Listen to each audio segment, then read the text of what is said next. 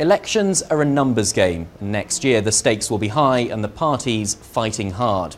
After the last general election in 2005, this is how Greater Manchester looked. Labour by far the strongest player with 23 out of the 28 seats. The Liberal Democrats with 4 and the Conservatives with just 1. Next year, the parties know that this will be a key battleground. So we focused on 3 of the more marginal seats. If you like, the aces they'll have to pull out of the pack if they want to go on and form the next government. First, Bolton West. In every general election since 1983, the party that's won here has also gone on to win the election overall, making it a good indicator seat. It's been Labour since 1997, but the MP here, Ruth Kelly, is standing down next year. 10 for 1, 2 for 15 quid. Tony's been a trader at Bolton Market for 16 years. Normally, he's a Labour voter, but he hasn't yet decided who'll get his vote in 2010. The main thing for me is policing. That's the main thing for me. The old people, care of the old people, and hospitals, basically. If they can do things, education. I think there's far too much money put into things that are not as important. Next to Bury North. The Labour MP here, David Cheadle, featured prominently in the expenses scandal, and he's standing down.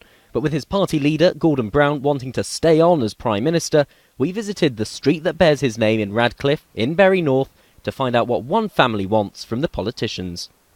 I think they need to make sure there's better provision for education. I've got, obviously, Alicia's still just gone into juniors. Josh is taking his GCSEs this year, and my eldest daughter, she's just done her first year at college for A-levels. But if she wants to go to university, where are we going to get the fees from? Which they're now talking, they're scrapping these student loans and making parents pay for the fees. It's a catch-22 situation. She can't go to university if we haven't got the fees, so she then can't get a job. And finally to Cheadle, a Liberal Democrat seat where Mark Hunter is the MP. The defence contractor BAE is a big employer here. The Woodford factory was the home of the Lancaster bomber. But it's just been announced the site will close with the loss of 600 jobs.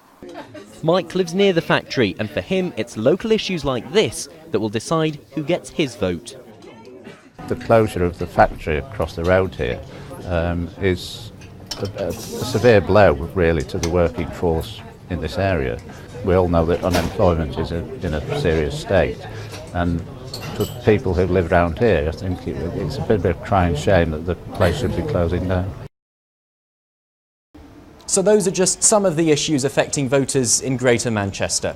As the conference season draws to a close, they'll now be looking to each of the political parties to reveal their hand. At stake, crucial votes that will leave one party popping the champagne and all the others counting their losses.